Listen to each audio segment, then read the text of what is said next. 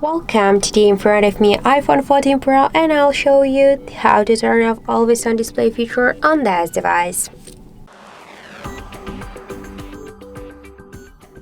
So now, just as we can see, our device is locked, and if you want to turn off the Always On Display feature, we should first unlock our smartphone.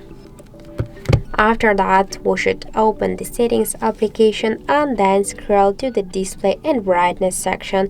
Then scroll a little bit more down and you'll see here the always on switcher. Just to turn off this option, we should use the switcher, so let's click here once to turn it off. And now when we lock our device, we can see that the always on display feature successfully turned off. And that's it. So thank you for watching, and if you find this video helpful, don't forget to leave a like, comment and to subscribe our channel.